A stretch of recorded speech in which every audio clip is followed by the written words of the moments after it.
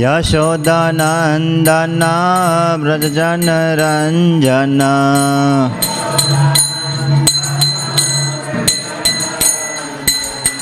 Yamunatira Vanachari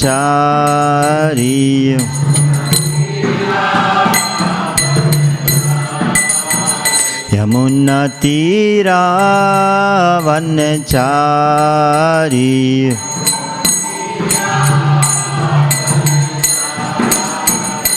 Jaya Radha Madhava Kunja Bihari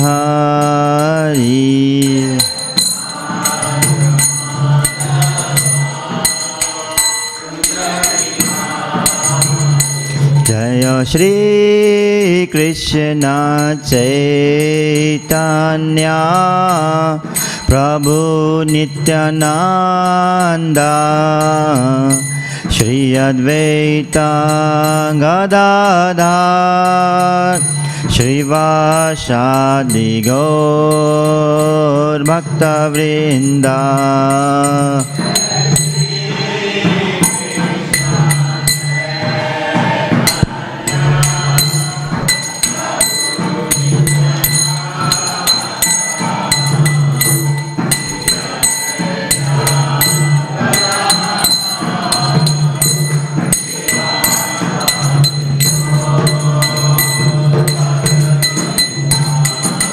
Jaya Shri Krishna Chaitanya Prabhu Nityananda Shri Advaita Gadadhar Shri Vasadi Gaur Bhaktivedanta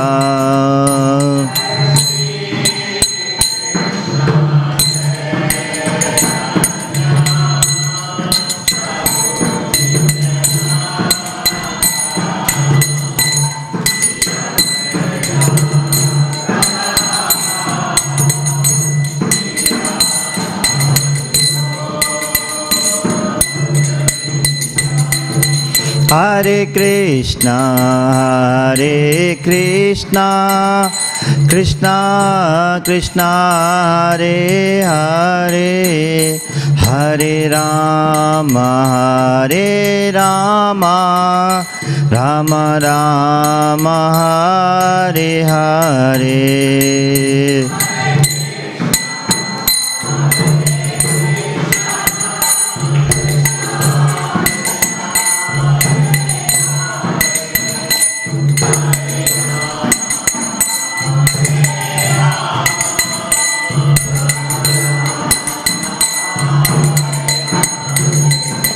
Hare Krishna, Hare Krishna, Krishna Krishna, Hare Hare, Hare Rama, Hare Rama, Rama Rama, Hare Hare.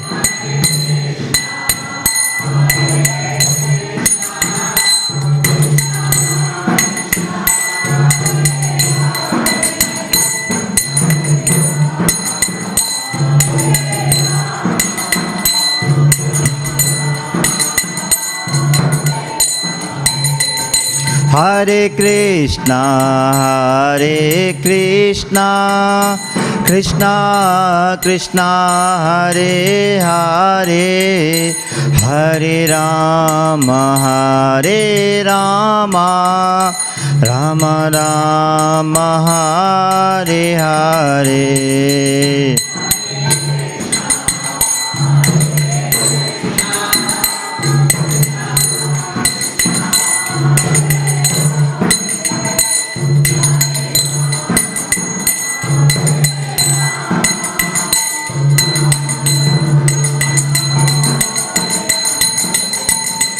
Hare Krishna, Hare Krishna, Krishna Krishna, Hare Hare, Hare Rama, Hare Rama, Rama Rama, Hare Hare.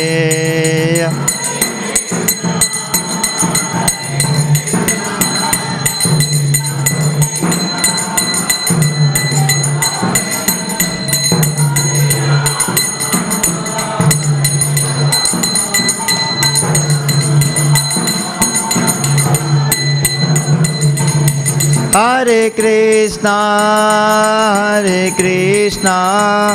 Krishna Krishna, Hare Hare, Hare Rama,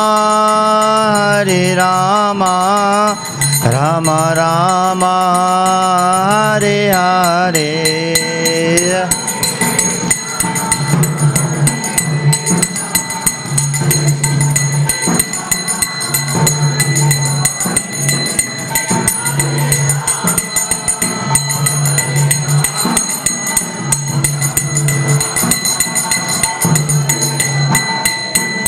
Hare Krishna, Krishna Krishna, Hare Hare, Hare Ram, Ram Ram, Hare Hare.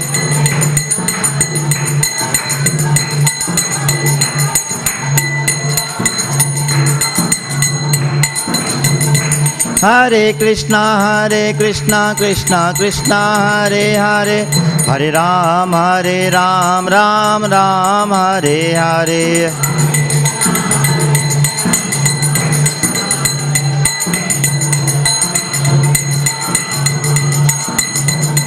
Jaya Prabhupada, Srila Prabhupada.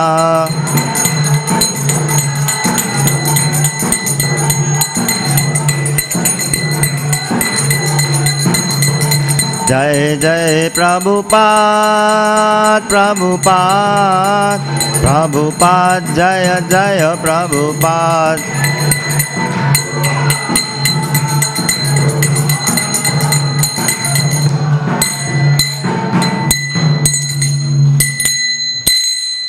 Jayam Vishnupad Paramahamsa Parivrajaka Stotra Satasi Śrīmad His Divine Grace. I say Bhaktivedanta Swami Śrīla Prabhupada ki, Shri Shri Gaura Nityaya ki, Shri Shri Radha Vallabha ki, Shri Shri Jagannath Baladeva Sudaramai ki, Ananda Koti Vaishnava Vrindi ki, Nitya Gaur Premanande.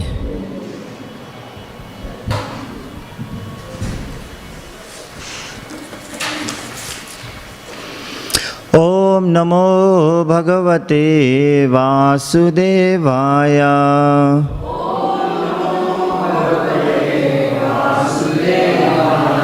Om Namo Bhagavate Vasudevaya.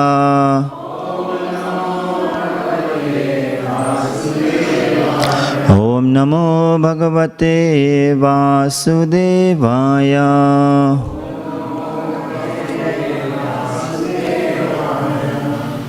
Hare Krishna.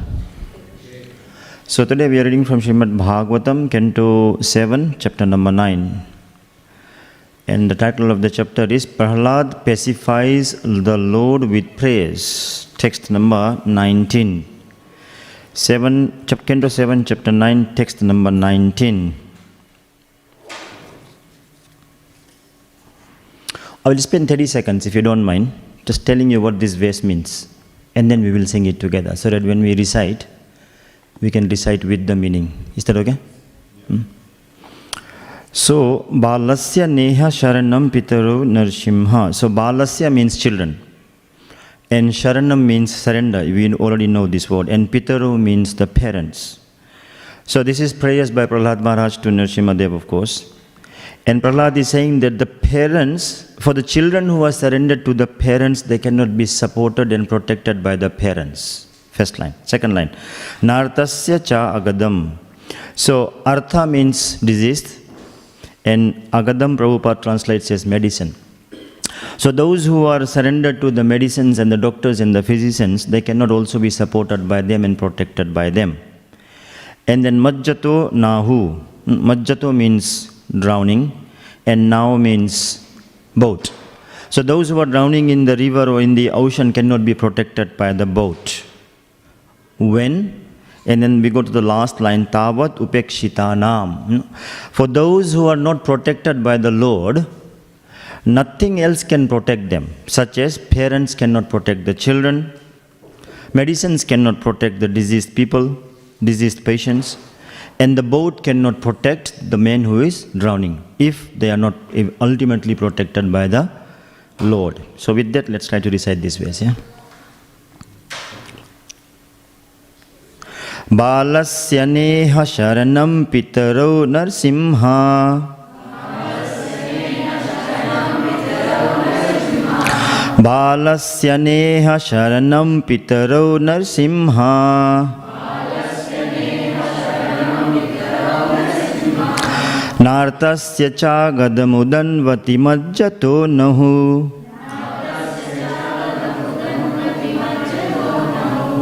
Nartasya cha gadamudanvati majjato nahu.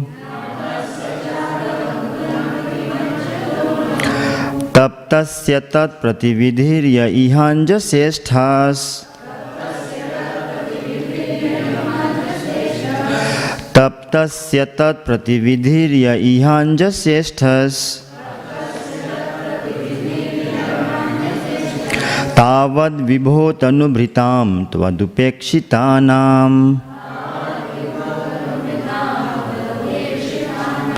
Tavad vibhotanubhritam tvadupekshitanam. Balasya neha sharanam pitaro narsimha. Nartasya cha gadamudanvati majjato nahu. Taptasya tat pratividhirya ihanja seshthas. Tavad vibhotanubhritam tvadupekshitanam. Balasya neha sharanam pitaro narsimha. Nartasya cha gadamudanvati majjato nahu. Taptasya tat pratividhirya ihanja seshthas. Tavad vibhotanubhritam tvadupekshitanam.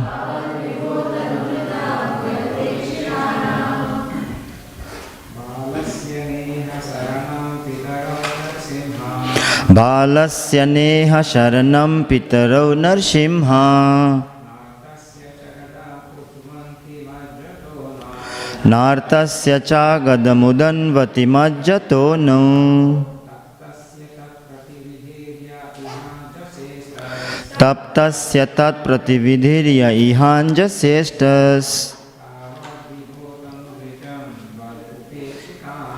Tavad vibhotanubhritam tvadupekshitanam.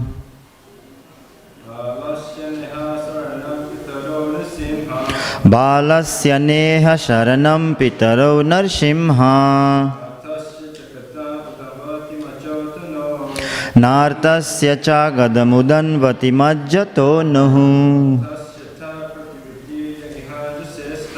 Taptasya tat pratividhirya ihanja seshthas. Tavad vibhotanubhritam tvadupekshitanam. Mataji. Balasya neha sharanam pitaro narsimha. Tartasya cha gadamudanvati majjato nahu. Taptasya tat pratividhirya ihanja seshthas. Tavad vibhotanubhritam tvadupekshitanam. Balasya neha sharanam pitaro narsimha. Nartasya cha gadamudanvati majjato nahu. Taptasya tat pratividhirya ihanja seshthas. Tavad vibhotanubhritam tvadupekshitanam. What else? No?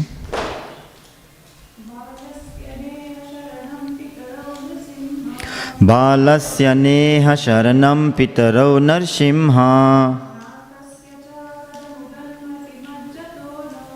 Nartasya cha gadamudanvati majjato nuhu. Taptasya tat pratividhirya ihanja sestas.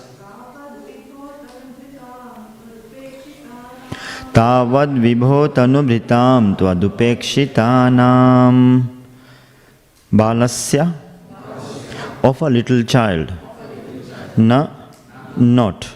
Iha, in this world. Sharanam, shelter, protection. Pitaro, the father and mother. Narsimha, O my Lord Narsimhadev. Na, neither. Artasya, of a person suffering from some disease. Cha, also. Agadam, medicine. Udanvati, in the water of the ocean. Majjataha, of a person who is drowning. Nahu, the boat. Taptasya, of a person suffering from a condition of material misery. Tat pratividhihi, the counteraction invented for stopping the suffering of material existence. Yaha, that which, iha, in this material world. Anjasa, very easily. Istaha, accepted as a remedy. Tavat, similarly. Vibho, O my Lord, O Supreme. Tanubhritam, of the living entities who have accepted material bodies. Tvat upekshitanam. Remember this word as well, yeah? Tvat upekshitanam. Okay, this is what Prabhupada is explaining in his purport, yeah? So we'll come back to this terminology. So just remember this at the back of your mind, upekshitanam. Who are neglected by you and not accepted by you. Translation and purport by Srila Prabhupada. Srila Prabhupada ki? My Lord Nrsimhadev, O Supreme, because of bodily conception of life, embodied souls neglected and not cared for by you cannot do anything for their betterment. Whatever remedies they accept, although perhaps temporarily beneficial, are certainly impermanent. For example, a father and mother cannot protect their child. A physician and medicine cannot relieve a suffering patient. And a boat on the ocean cannot protect a drowning man. We'll read the translation again by breaking it down a little bit, yeah? Prahlad Maharaj is praying to Nrsimhadev. O my Lord Nrsimhadev, O Supreme, because of bodily conception of life, embodied souls neglected. So this is the point. Embodied souls who are neglected and not cared for by the Lord. So in other words, for those who have chosen to be neglected by the Lord, in other words, the non-devotees, whatever remedies they accept, although perhaps temporarily beneficial, that's the main point also Prahlad Maharaj makes, yeah? That the remedies, the material remedies that we take are sometimes beneficial, and we know this with experience. But the benefit is only temporary, are certainly impermanent. And then Prahlad Maharaj gives 3 examples. Try to register these 3 examples as well. I'll ask you. Okay. For example, a father and mother cannot protect their child. Example number 1.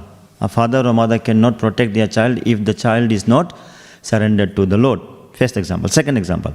A physician and medicine cannot relieve a suffering patient. Doctors cannot save a patient if the patient is not surrendered to the Lord. And third one. A boat on the ocean cannot protect a drowning man if the passengers on the boat are not surrendered to the Lord. Titanic comes to mind, yeah? Can't go past Titanic. Purport. Prabhupada writes a long purport, and we'll enjoy the purport, yeah? We'll break it down as we go, so that we register the points as he writes, rather than just reading in one shot. Purport. Through parental, and Prabhupada picks up on the 3 examples now, yeah? That's how he begins his lecture. Through parental care, 1, through remedies for different kinds of disease, 2, and through means of protection on the water, 3. And Prahlad Maharaj said the protection in the water is the 3rd example, remember? And Prabhupada is so genius, yeah? Prabhupada lifts it to another level. Just look at how Prabhupada is so sweet, yeah? and how Prabhupada adds to this. I'll read this again. Through parental care, 1, through remedies for different kinds of disease, 2, and through means of protection on the water, which was 3, and Prabhupada continues, in the air and on the land. So Prahlad Maharaj stopped on the water. Prabhupada takes it to the air and on the land to say nowhere you can be protected. Why do you think Prabhupada takes it to the air and the land? In the water, and water was what Prahlad Maharaj said, but Prabhupada takes it to air and the land. I was thinking of this. Why did Prabhupada broaden it so much? And one answer came to me, but I want to see what you think. Anybody who's awake? Yeah, I had the same thought. Because Hiranyakashipu was given the boon that he cannot be killed anywhere, right? The land, air, and water. And Prabhupada picks up on that. I think that's the answer. Anybody else had another answer? There's no right or wrong answer. That's what I thought. That's what Prabhu is also thinking.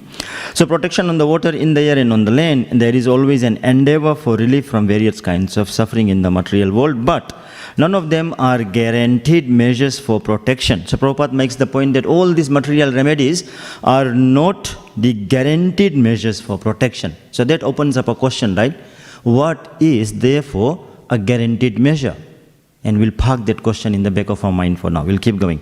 They may be beneficial temporarily. Prabhupada acknowledges the fact that material remedies can be beneficial temporarily. And this is one of a very typical question that we get asked, yeah? And we ourselves ask of ourselves. If we are, given that we are surrendered to the Lord, do we need to go to the doctors? Do we need to do financial planning? Do we need to do budgeting? Do we need to invest in houses? Do we need to go to office? This is a very fundamental question that we get asked at the beginning of our Krishna consciousness. Or should we just come to the temple and chant Hare Krishna 24/7, which we can't do anyway. So if you're not going to office, I don't know what we will do. But in any case, Prabhupada acknowledges here. And Prabhupada will elaborate on this couple of times. So this is an answer to a very, very basic question, very, very frequently asked question. Prabhupada writes, therefore, they may be beneficial temporarily, point number 1, but they afford no permanent benefit. Despite the presence, and then Prabhupada now elaborates on the 3 examples. Despite the presence of a father and mother, a child cannot be protected from accidental death. Disease and various other miseries. No one can help, including the parents. Ultimately, the shelter is the Lord, and one who takes shelter of the Lord is protected. So the final protection comes from the Lord, not from the parents. But that does not mean that parents should not care for their children. That is also required, Prabhupada acknowledges. But the ultimate protection is the Lord. Prabhupada continues. This is guaranteed. Remember, Prabhupada opened up by saying that remedial measures are not a guaranteed measure of protection. And now Prabhupada brings in the guaranteed measure of protection. And that is what? What is the guaranteed measure of protection? Protection from the Lord. Very nice. As the Lord says in Bhagavad Gita 9.31, Kaunteya pratijanihi name bhakta pranashyati. O son of Kunti, declare it boldly that my devotees never perishes. Therefore, unless one is protected by the mercy of the Lord, no remedial measure can act effectively. One should consequently depend fully on the causeless mercy of the Lord. Although as a matter, okay, now this is another important point, yeah? I'll slow down on this, if you can register. Although as a matter of routine duty, one must of course accept other remedial measures. Prabhupada reiterates his point that other remedial measures such as going to the doctor and taking out insurance and doing financial planning should be done through, though as a matter of routine duty. You can memorize these words because this is effectively what we can preach, yeah? This is a bulletproof answer. Although as a matter of routine duty, one must of course accept other remedial measures. Sometimes people ask this question as well. Should we go to counselors? And what's the answer? This is the answer. Although as a matter of routine duty, one must of course accept other remedial measures. This is coming to the professional counselors. No one can protect one who is neglected by the Supreme Personality of Godhead. In this material world, everyone is trying to counteract the onslaught of material nature. But everyone is ultimately fully controlled by material nature. Therefore, even though the so-called philosophers and scientists try to surmount the onslaught of material nature, they have not been able to do so. Krishna says in Bhagavad Gita 13.9 that the real sufferings of the material world are four: Janma, Mrityu, Jara, Vyadhi, birth, death, old age and disease. In the history, and Prabhupada, just look at this line, so sweet. In the history of the world, no one has been successful in conquering these miseries imposed by material nature. So Prabhupada, to make his point more emphatic, he says that not even in the history of the world, anybody has survived these four things. So what are the chances that you and I can survive Janma, Mrityu, Jara, Vyadhi? Zero chance. So that's why Prabhupada used the word guarantee. And Prabhupada substantiates his usage of the word guarantee by quoting on the precedents to say in the history of mankind, nobody has been able to escape Janma, Mrityu, Jara, Vyadhi. So why do we think we can escape it? Then Prabhupada continues, Prakriti kriyamanani gunhi karmani sarvasha. Nature, Prakriti, is so strong that no one can overcome her stringent laws. Just Mataji, little bit softer. So-called scientists, philosophers, religionists and politicians should therefore conclude that they cannot offer facilities to the people in general. They should make vigorous propaganda to awaken the populace and raise them to the platform of Krishna consciousness. Our humble attempt to propagate the Krishna consciousness movement all over the world is the only remedy. Not parents, not doctors, and not the board. Is the only remedy that can bring about a peaceful and happy life. We can never be happy without the mercy of the Supreme Lord. Tvad upekshitanam. If we keep displeasing our Supreme Father, we shall never be happy within this material world in either the upper or lower planetary systems. Om Jnanati Mirandhasya Jnananjana Shalakaya Chakshurun Militam Yena Tasmai Shri Guruhe Nama Nama Om Vishnu Padaya Krishna Presthaya Bhutale Śrīmate Bhaktivedanta Swami Niti Namine Namaste Saraswate Deve Gauravani Pracharine Nirvisesha Sunyavadi Paschatya Desa Tarine Jai Shri Krishna Chaitanya Prabhu Nityananda Shri Advaita Gadadhar Shrivashadi Gaura Bhakta Vrinda Hare Krishna Krishna Krishna Hare Hare Hare Rama Rama Rama Hare Hare. Very nice. You have concluded the lecture. That was my concluding line. So I'll start from the conclusion.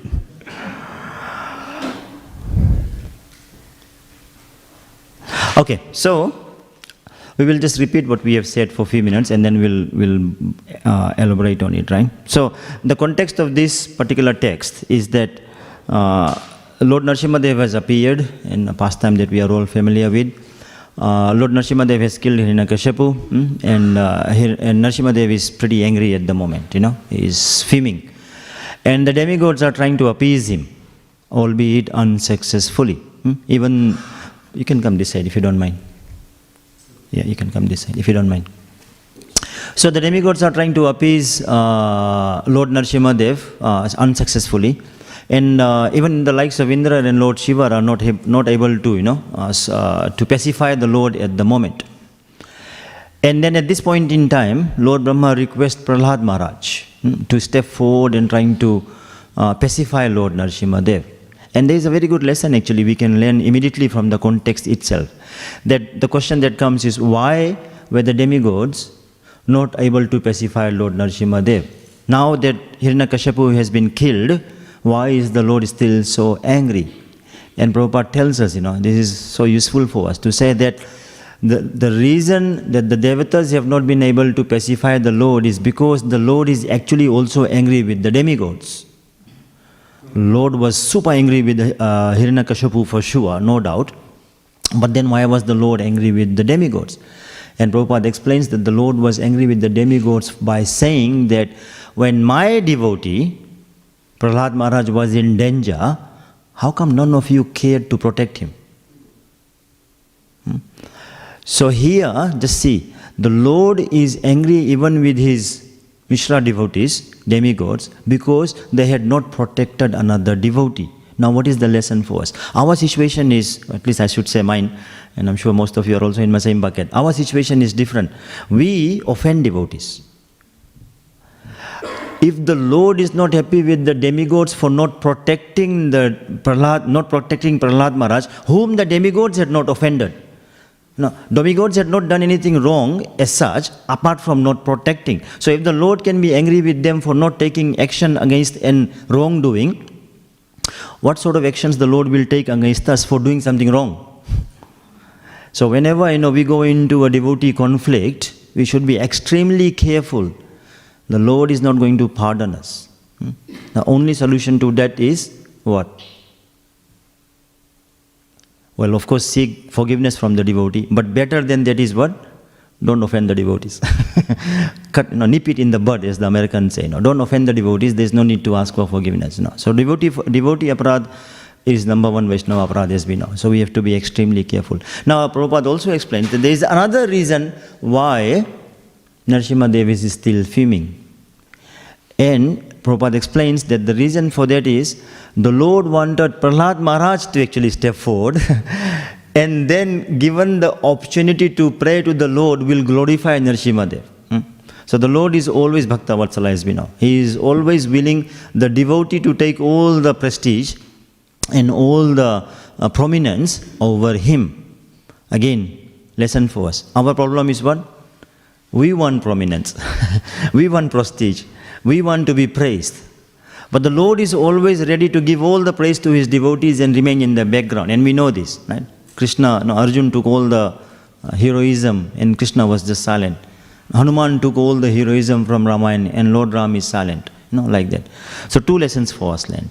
Don't offend the devotees. It's very dangerous. For our spiritual growth, devotee offense is very dangerous. Number 2, always try to glorify the devotees and the Lord, rather than seeking self-glory. Anyway, that was the context. In terms of the text of the verse itself, Prahlad Maharaj is saying that notwithstanding all the protection that we can get, nothing is going to ultimately protect us if the Lord is not willing to protect us. And the Lord doesn't protect those who choose not to be protected by the Lord. The Lord is neutral.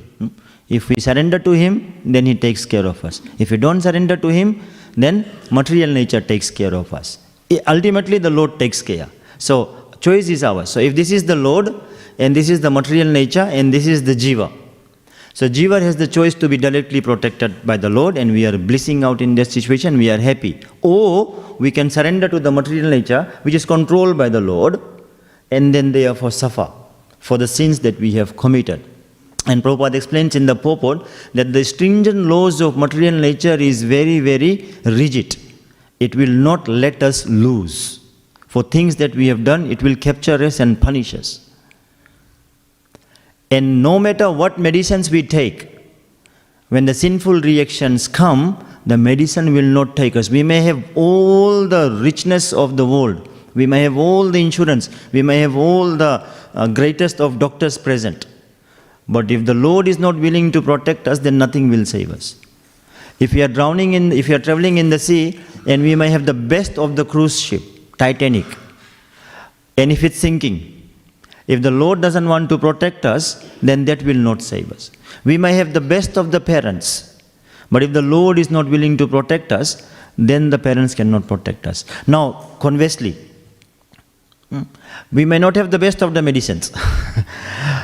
If the Lord wants to protect us, nobody will be able to kill us, whether it's COVID or the cousin of COVID. Nothing will be able to kill us. The boat may be sinking. Everybody is dying and drowning in the Titanic collapse.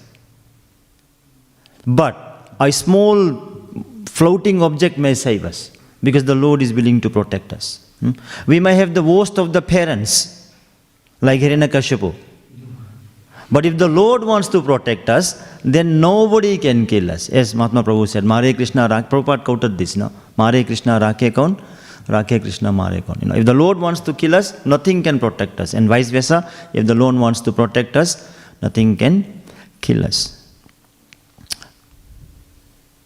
And Prabhupada also said, this particular line, as a matter of routine duty, one must of course accept the remedial measures. So let's explain, let's register that.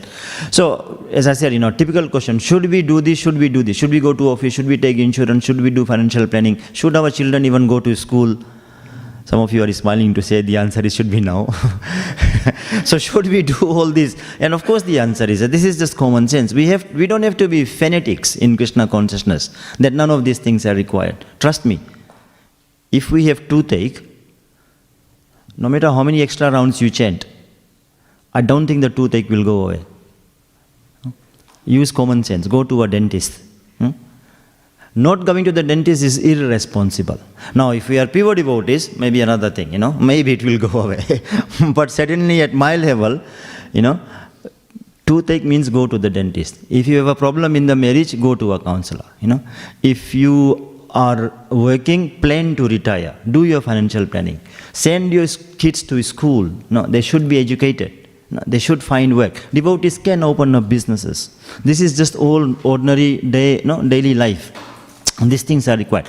But our prayer should be, just as Prahlad Maharaj is praying to Nrsimhadev, the mood of our prayer should be, "Oh my Supreme Lord, I have made these material arrangements as a matter of my routine duty. But I know that these things are not my eventual protectors. They are my apparent protectors. Ultimately, it all rests on you. If you so desire, whatever, let that may happen. But, oh my Lord, also please reveal to me what is your plan in my life. What is your plan in my life? I'm making my plans dependent, let me rephrase. I would like to make my plans dependent on your plans. So my dear Lord, reveal to me your plan so that I can also make my plans align to your plan. And that's devotion. So don't neglect material duties. At the same time, take material duties as a matter of dependence on the Lord. Now in this regard, as Prahlad Maharaj is praying, to say what... Yes, Prabhu? Yeah. How can we know that Lord's plans, because we are not able to access His plans? Yeah. It's very nice to know about that, but how is the life? Yeah. So the question was, how do we know that our thinking is aligned with the Lord? 2 points on that. One is that it is very difficult to know the Lord's plan.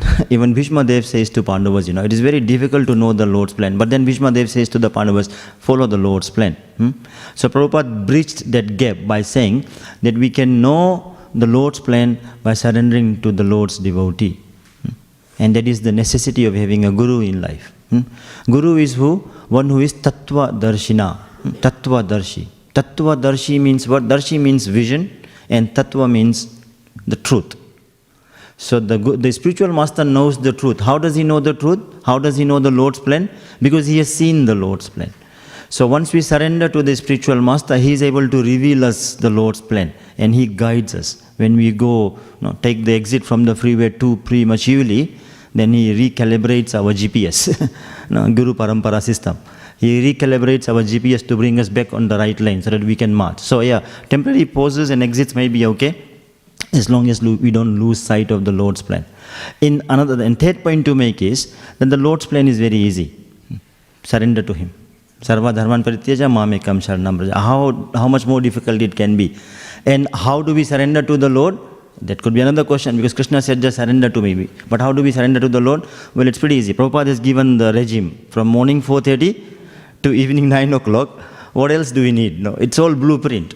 Once we go to the office, our job description is already there. So Prabhupada has already given us our devotee description.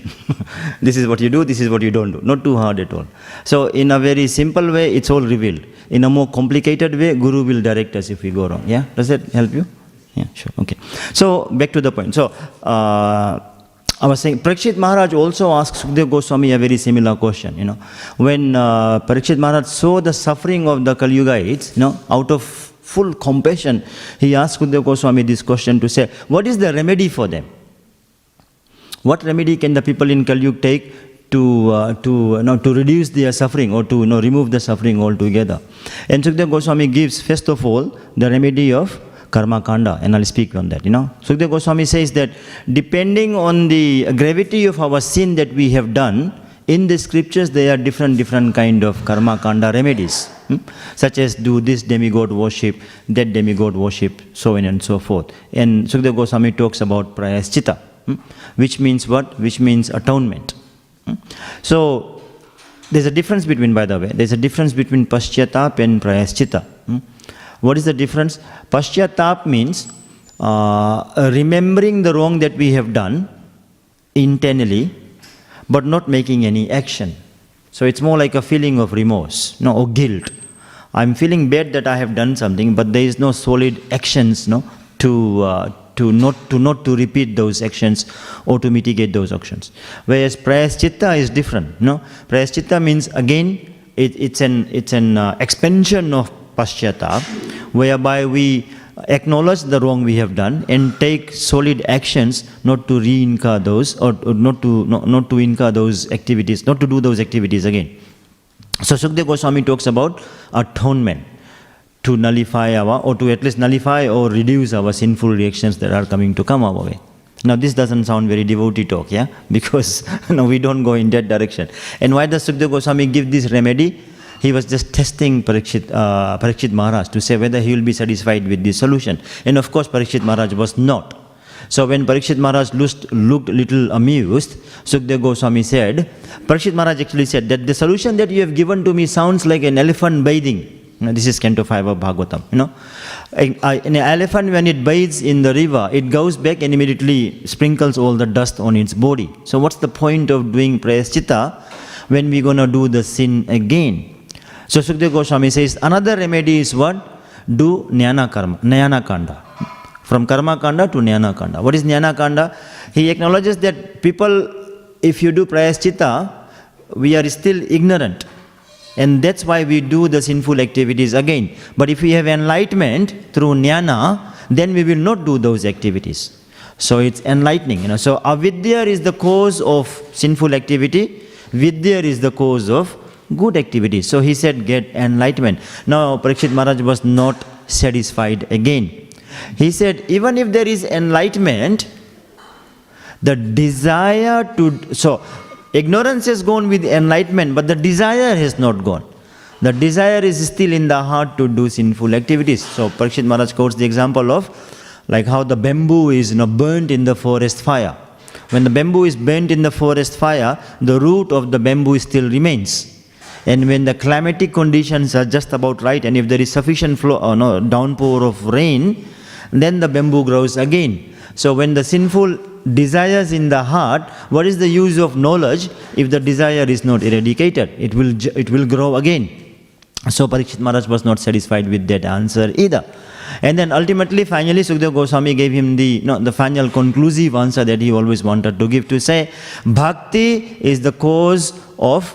Bhakti is the best remedy that can eradicate our sinful desires. And Bhakti has got two benefits. One, it nullifies our sinful reactions to the degree of our surrender to the Lord in proportion, yathamam prapadyante, to the degree that we surrender to the Lord, Sharanagati, to that degree our sinful reactions are removed, one benefit. And the other one is that it removes the sinful desire from the heart of the person.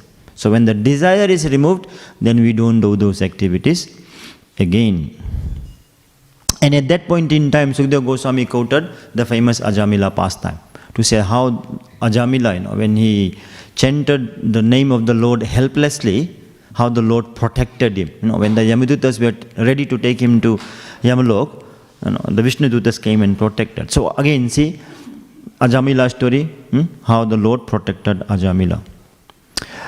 Let's look at, so that was from Canto 5 of Śrīmad Bhāgavatam. Let's look at some of our own examples that we can perhaps resonate more with, in terms of how the Lord has protected. And before that, I'll make this point, a lot of times, we are a preaching movement, right? Krishna consciousness is a preaching movement. We are all preachers. Some of us are frontline preachers, some of us are back office preachers, but we are all preachers. Prabhupada said we are in a preaching movement. So, a lot of times when it comes to frontline preaching, some people are worried about their image. No, I am shy of speaking in public. What if I make a mistake? No.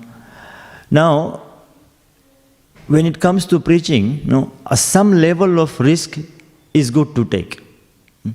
When we take the risk in saving the Lord gets very pleased. And who's the ultimate protector?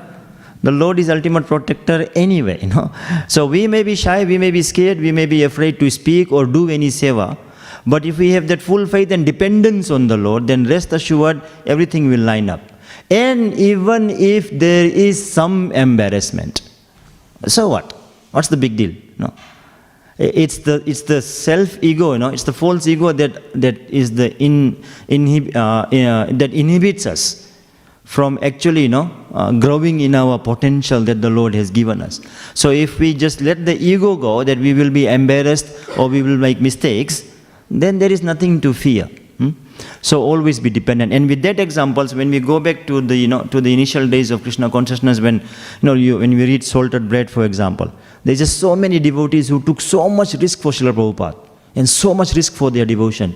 And we know very well with the history behind us, with the benefit of hindsight, how the Lord protected them at every single stage. They may have been beaten, they may have been jailed, but they were blissing out in Krishna consciousness. And what is better, to be inside the jail and be happy, or outside the jail and suffering? Krishna consciousness is blissful anywhere. It doesn't matter. Prabhupada said, in the air, in the land, or in the water. It's always blissful. Jayapataka Swami, His Holiness Jayapataka Swami, another example that comes to mind. I don't know whether the medicine works on him or he works on the medicines. It's very confusing sometimes. The Lord wants to protect him. Full stop. Come COVID, come some organ failure, come whatever. He's not going to go until the Lord has used him, nimitta matram, in propagating Krishna consciousness. And all of us, every single person in Krishna, in ISKCON, is always inspired by His Holiness Jayapataka Swami. Now, whether we are his disciples or not, doesn't matter. We are always inspired by him. And what is that one factor that inspires us the most in him? Is his ability to continue Krishna consciousness amidst all apparent calamities that may come in our life. We may get little headache and may not be able to finish our 16 rounds.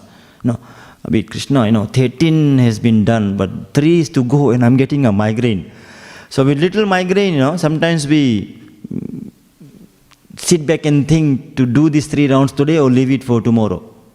And of course, we should not leave it for tomorrow. 16 rounds means 16 rounds today. Prabhupada did not say you have to chant average 16 rounds. He said you have to chant a minimum 16 rounds daily. So it has to be chanted. We can't chant 16 today and 19 tomorrow. Of course, in case of emergencies, there are always exceptions. But we should not create emergencies ourselves. So like that. So Jayapataka Swami Maharaj, he's always displaying to us, the purport of today's purport, which is Krishna consciousness in all situations, and the Lord will surely, undoubtedly protect us. And Prabhupada used the word guaranteed.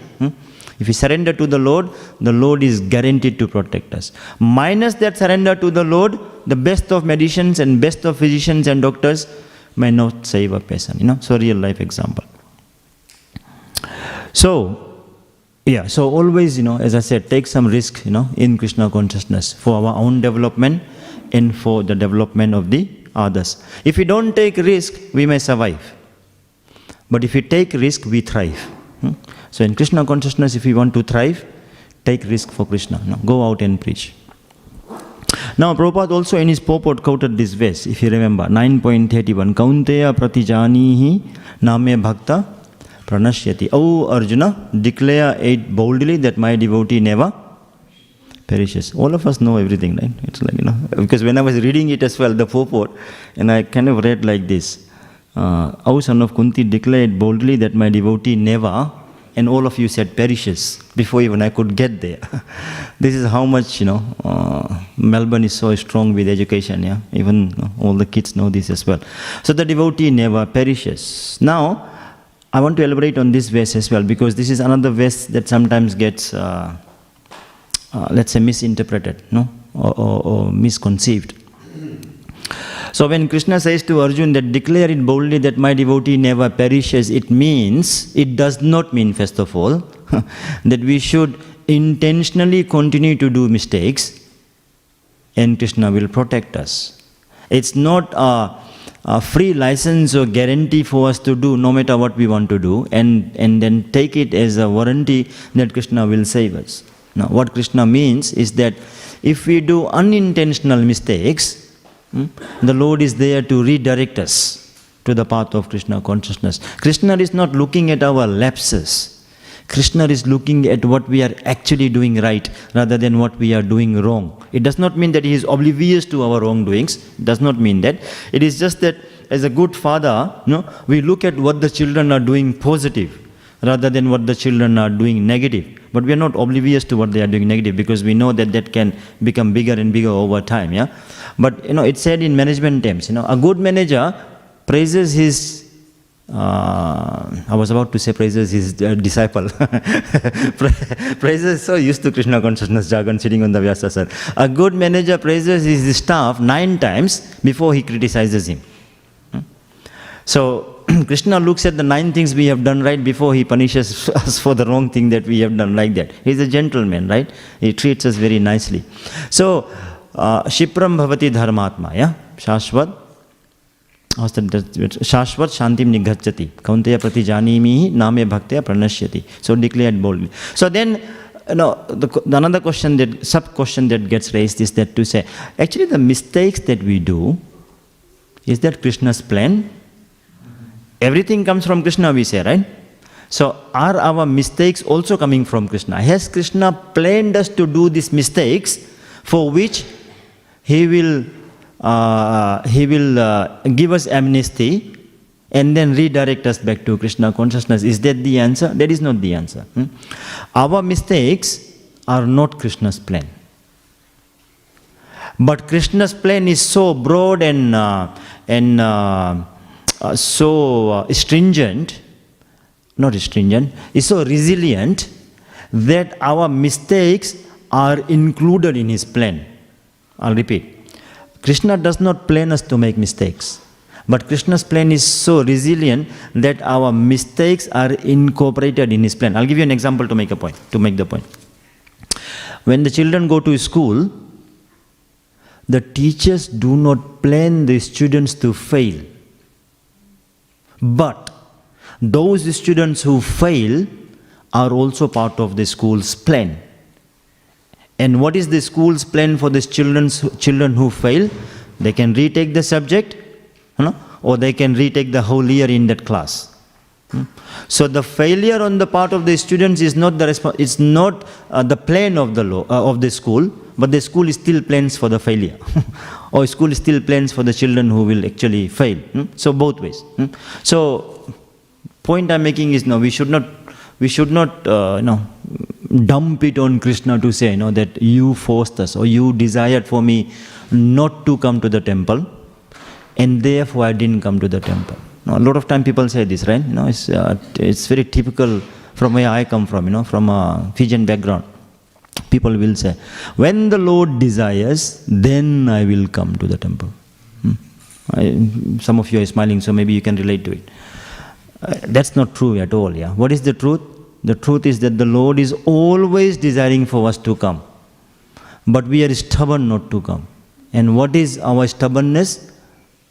Parents looking after them, children looking after them, working, collecting money, building the boat that will save us when it capsizes. So we put all the faith in our parents, in our children, in our school, in our job, in our office, in whatever we do. And what Prahlad Maharaj is saying is that, my dear brothers and sisters, those things will not save us. Prabhupada said, Janma, Mirtu, Jara, Vyadi, 4 problems of life. What are the 4 problems? How do we know these are the 4 problems of life? It is common to all, nobody wants it and nobody avoids it. CNN. There's a TV channel called CNN. So common to all, nobody wants it, nobody can avoid it now. So these 4 problems, which has got these 3 characteristics of CNN, will eventually come. So we can have all the money from whatever we are doing, but it will not protect us. But somehow or the other, it doesn't sink in us. We think that if we take life insurance and travel insurance and have enough money to retire, then we will be happy. But we know this. In the history of mankind, Prabhupada says, there has not been any example where somebody has survived death. So, we have been talking so far about protection, that the ultimate protector is the Lord, and the subsidiary protectors are things of those material nature, and it is, Prabhupada says, as a matter of routine duty, we should make those arrangements, but ultimately be surrendered to the Lord. But here comes the juice. Rather than focusing on the protection, it is better to be focusing on the participation. The Lord comes down from the spiritual world, Paritranaya sadhunam vinashaya cha duskritam dharma samsthapanarthaya sambhavami yuge yuge. The Lord says that I descend from the spiritual world to the material world. Why? So that the devotees can participate in my lila. You and I can participate in the Lord's lila. And what is Lord's lila? The Lord's lila is so sweet and so captivating that it attracts the devotees. The devotees relish Lord's lila. When we don't actually understand the tattva of the Lord's pastimes, we can find the Lord's pastimes very amusing. And a lot of times, especially in my experience as well, I come from a background when I didn't understand the philosophy before Krishna consciousness, but I still found the pastimes very amusing. But what Prabhupada has done to me, by giving me the understanding of the philosophy, when you understand the philosophy to the pastime, what was amusing becomes amazing. And there's a difference. Amusing means, I can enjoy the pastime, I can have some entertainment, some laughter, Hindi mein bolte maza aa gaya. I thoroughly enjoyed it. But amazing is, when you just get attracted to it, to say, wow, this is unreal. As in real, unreal, yeah, if you know what I mean. So like that. So the Lord comes down to enact His pastimes, which is amusing and amazing, enlightening and attracting, so that you and I can participate in that pastime. Because we are not in the spiritual world at the moment where the pastimes are eternally performed, the Lord, out of His sheer sweetness, comes down, so that even in our conditioned stage, we can participate in His pastime and assist Him as nimit matram in expanding His message of love. So when we are focusing on the protection, either the remedial actions of the material world or whatever, protection can give us safety. But participation gives us satisfaction. Protection gives us safety, whereas participation gives us satisfaction. So it's better to be satisfied in whatever we have rather than feeling safe. We all want to be happy. So therefore, I'll conclude by saying that there is this golden opportunity for us to participate in bhakti. Whatever is our intrinsic nature, our ability, we should utilize it in Krishna consciousness. If we can speak for Krishna. If we can cook for the Lord. If we can sing for the Lord. If we can dance for the Lord. These young girls were dancing so nicely for the Lord, so profusely, dance for the Lord. Hopefully it was for the Lord. And dance for the Lord.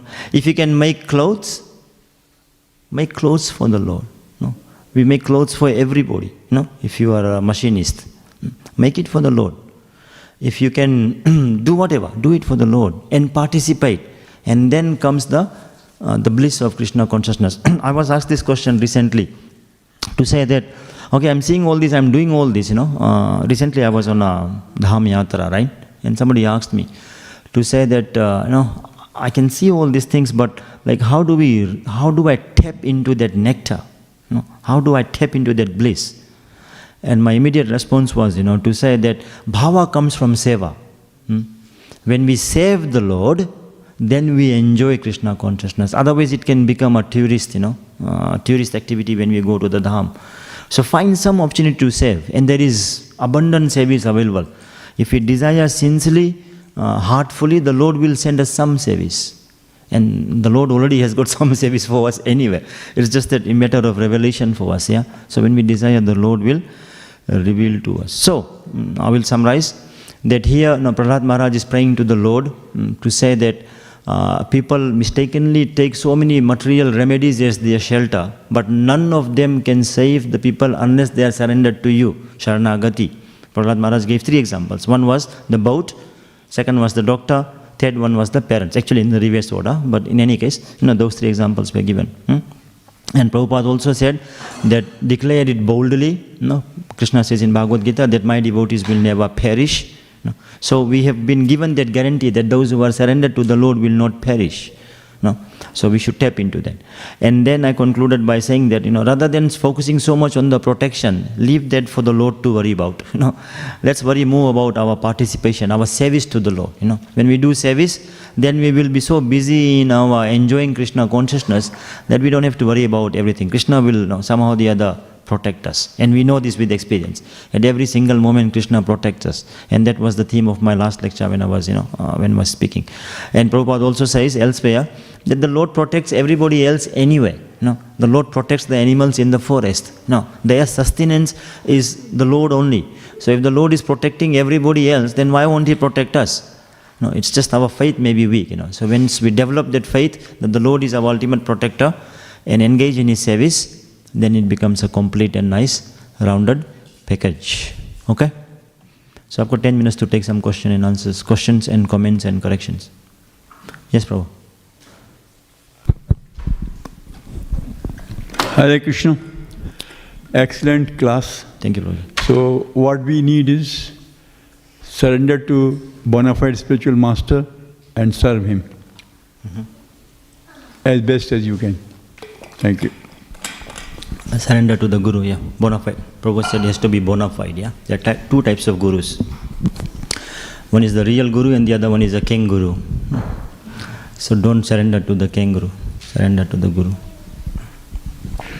Hare Krishna, Prabhuji, Dhanavad Pranam. It's very, very nice class, Prabhuji. Very nice points explained. Prabhuji, you concluded with saying that Seva will bring Bhava. But it's very nice to hear. But what lacks us not to get satisfied even after doing Seva? That's what, after few years of chanting, of few years of service, we still don't get that protection or participation and that satisfaction. Yeah. Thank you, Prabhuji. Can you elaborate on that? Yeah. So the question was, that Seva brings Bhava. Then sometimes, although we do Seva, we don't get that, that bliss in Krishna consciousness. So what is that inhibitor? The answer is that the mood of our service. The mood of our service can be twofold. One, I'm doing this service to get prestige. That I can give a nice lecture, I can sing nicely, I can cook the best food. Sometimes, when devotees cook, they will go around asking, how was the prasadam? In other words, it's like, I want you to know that I cooked, like that. So if the mood is self-centered, then the bliss might not be that, expansional. But when the mood is genuinely to serve the Lord, then then that bliss comes. And trust me, I again have got several experiences on this, and I'll share that. In my own experience, and my main saver is to lecture. Sometimes I prepare the best of my lectures to my ability, and I come and give the lecture, and nobody appreciates it. And sometimes when I'm not like fully prepared, it's like, Krishna, I don't have time, like there's so many things, and it's dragging to the last minute. And I come and speak when I'm not fully prepared. I get so many text messages to say the lecture was so nice. So, when the dependence is there on the Lord, then the right things happen. And then, you get rewarded by the Lord. But when we think we can pull it off on our own accord, without too much dependence on the Lord, then trust me, no matter how much we prepare and do our seva, the bliss doesn't come. And I'm sure all of you might have your own experiences as well, whether you are cooking or making garland. We might be the best of the people who make garland. But when the mood is not right, the flower just doesn't stick together. But when the mood is right, the flower not only sticks together, but actually when you put it on the Lord as well, everything looks beautiful. So the mood has to be there, that my Lord, this is for you, not for me. So if we move away from self-centeredness to Lord-centered, then it all works out. And I know what you mean, because I've been there, done that myself, It's like, as I said, we make mistakes. But this is exactly when Prabhupada quoted that verse, declared boldly that my devotee never perishes. So even if time to time we have that ego of, we have done well, the Lord will correct it. That's the point. It's not so much of an intentional mistake. Yeah, we don't, as devotees over time, of course, we don't go out to seek prestige. But sometimes subtly it might come. But those are the things, at least in Krishna consciousness, we know that we now realize to say, oh my God, why did I expect that? And we immediately correct ourselves, yeah? And how do we immediately correct ourselves? That is exactly what is the Chipram Bhavati Dharmatma verse means. The Lord is sitting in the heart. And He redirects us to say, Madhavananda, once again, yeah? Still looking for prestige.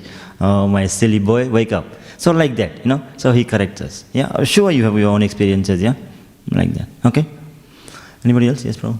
Maybe we'll go this side first. One this side, so it's a little balanced.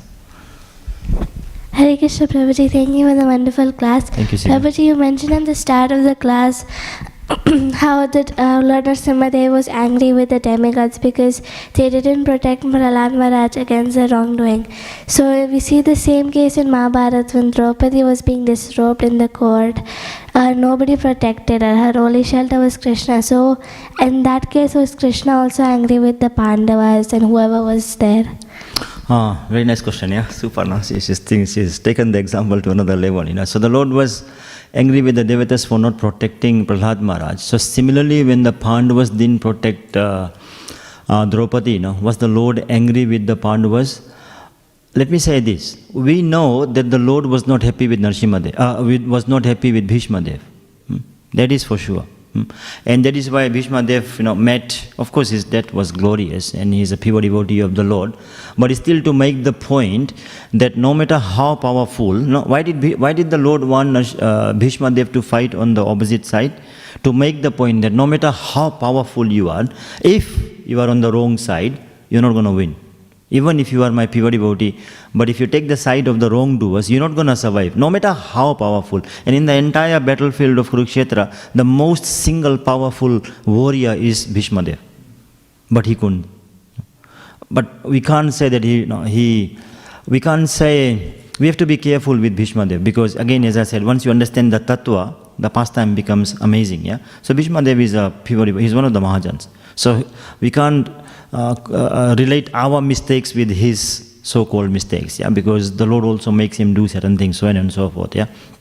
In case of the Pandavas, was the Lord upset with him? I don't know the answer, but I do know that at one point in time when Arjuna had taken a vow that he will kill Jayadratha, right, before the sun sets, and the sun was setting and Arjuna had not been able to kill him, and then when Arjuna said, oh Krishna, the sun is about to set and I have not been able to annihilate Jayadratha, and I had taken a vow that if I don't kill Jayadratha by end of the day, then I will die myself, I will retire. So Arjuna said that I am in trouble now. And Krishna said, what is wrong with you Pandavas? Why do you take such massive, substantial vows without thinking through? Yeah, think through. You didn't ask me before whether I should take this vow or not. Now you took this vow and now you are struggling and then now you are telling me. And we are like that Arjuna as well time to time, right? We make our plans and when it doesn't work out, then we tell the Lord, yeah, we made all the plans, but yeah, it's just not working out in my life, some mishap has still happened. And Krishna smilingly from the altar says, yeah, you should have told me your plan. And I would have told you that this is my plan. so we plan and the Lord also plans. So there is a contradiction sometimes in the two plans. So that's why I said, for devotee, and Prabhupada asks the same question, we should pray to the Lord and present our plan to Him to say, please take this off, please sanction this. If you so desire, and I'll act accordingly. So always cross-check with the Lord. So Arjuna was told by Krishna, yeah, you could have told me before, proactively rather than reactively. So coming back to your original question, was Krishna angry with the Pandavas for not protecting Draupadi? I don't know the answer. Anybody knows the answer? Yes, Prabhu, Mahatma Prabhu. You said very correctly. Prabhupada, the devotee that he asked Prabhupada, we want you to live. Hare Krishna. When Prabhupada was about to leave the body, devotees wanted that we want you to live for longer. So Srila Prabhupada said, all right, I'll ask Krishna. Mm. And if Lord Krishna says, I can live more, I will live. So he asked Lord Krishna, and Lord Krishna said, if you want, you can live longer. Yeah. Okay. So, anybody else? Yes. Hare Krishna Prabhu. How do we practically lose faith in the material remedies of life and have more faith in Krishna for protection? How do we practically lose faith in the material remedies and have faith in Krishna? That's the point I was saying, that we don't have to lose faith in the material remedies. We don't have to lose faith. If we have a toothache, don't lose the faith in the dentist. He's probably bound to cure us. So we don't have to, it's not that we have to lose faith in the material remedies. It is that we have to see the material remedies as a subordinate to the spiritual remedy.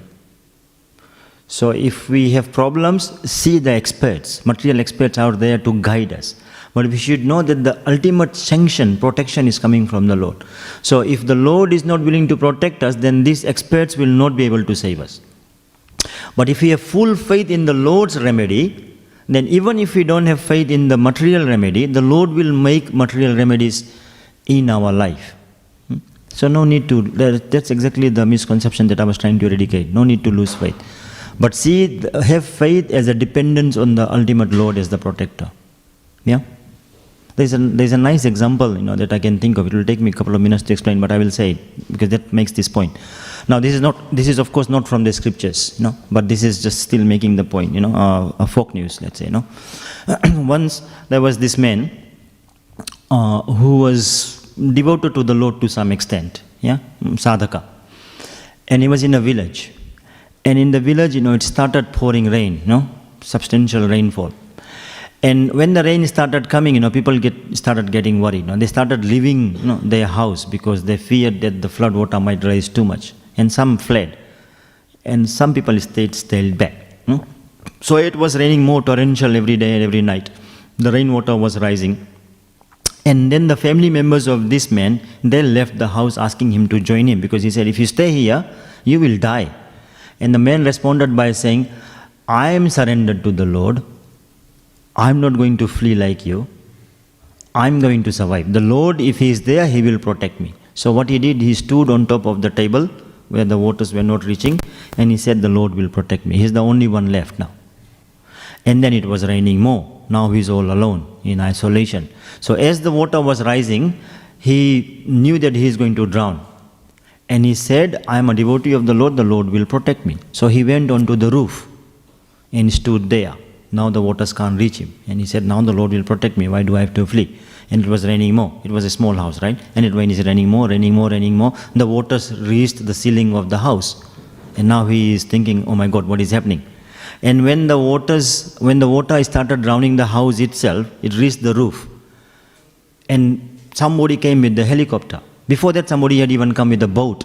When he was about to go on the roof, somebody came with the boat. And he said, no, the Lord will protect me.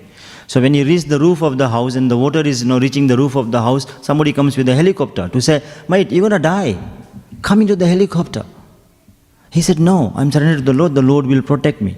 And the water raised more, and he neglected the offer of the helicopter. The water raised more, and eventually the house was sunk fully, and including the man, he drowned, he died. So when he reached the Lord, he said, mate, I have been surrendered to you. I had full faith in you. You didn't protect me. Where is your guarantee of protection? Why did I die? What did the Lord say? Fool. I sent you the family members who guided you to get out of the house because I knew you were going to drown. Then I sent the boatman. You still neglected it. And after all this, you give me so much of headache. I had to send you a helicopter. You still neglected it. Who can be more fool like you that I gave you all these remedial measures but you never accepted it, and now you are dead, you are blaming me? So the remedial measures are not to be neglected was the point. If the helicopter has come to rescue you, you will take the helicopter. Don't expect the Lord to appear all of a sudden to say, oh my Bhakta Vatsala, please come. He may do that. That he may also do. But we have to be so surrendered for him to do that. Otherwise, for sadhakas like us, neophytes, he will send the helicopter and the boat. So please accept it, not neglect it. It's an assistance from the Lord only, indirectly through his material nature. But so when the boat comes, when we are drowning, take it as the mercy of the Lord. That the Lord has arranged this person for us at this point in time to help us from the crisis. Yeah? Get the point? Okay. So we'll park it here. I think you had one question. I've got 2 minutes left. You mentioned about Pashyata and Prashchita. Yeah. So how to tune one's mentality rather to get into this whirlwind of Pashyatap and go to Prashchita where I can take some action? Yeah. So that's a good question. So how do we move away from just internally beating us every time for things that we have done wrong to taking some concrete external actions, so that we don't repeat those things.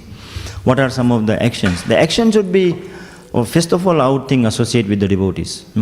When in my own experience now, when I associate with devotees, in terms of reading Bhagavatam or chanting or discussing something, when I see their lifestyle of how do they take actions, what do they think, what do they say, it inspires me to lift myself to one another level.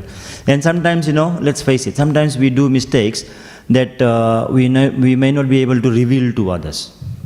For the fear of losing confidentiality, and we have this in our own community as well, right? There's so many people out there who seek counseling, and we have got so many nice counselors as well.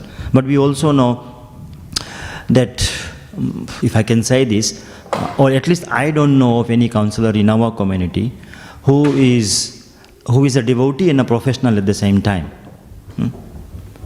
So if we have a professional devotee counselor, that's the jackpot. But if you don't have either of the two, then we have to make the best use of the bad bargain. Yeah, and a lot of times on the fear of being rejected, on the fear of losing confidentiality, we don't reveal to others our wrongdoings. And perhaps in future, that gap might be breached. When we get a professional devotee counsel like that. But in the meantime, we have got some people who are pretty experienced with this. So always, so those are the people who can guide us to move away from both, Paschatap and Prayaschita, from the remorse, from the atonement to bhakti. Because bhakti itself is the remedial measure. The best atonement for anything that we have done wrong or thought wrong is bhakti itself. So Krishna says, Sarva dharman parityaja mamekam sharanam vraja aham tvam sarva papebhyo. I will relieve you from all sinful reactions. What does Krishna mean by that? He means that, first of all, 3 things he means. First of all, that aham tvam sarva papebhyo, of all the pap that we have done, sin that we have done, we do not need to be pure devotees to begin Krishna consciousness. So with the baggage of sin that we have come with, fine, continue Krishna consciousness from here only. So we may be unqualified from bhakti, but we are never disqualified from bhakti.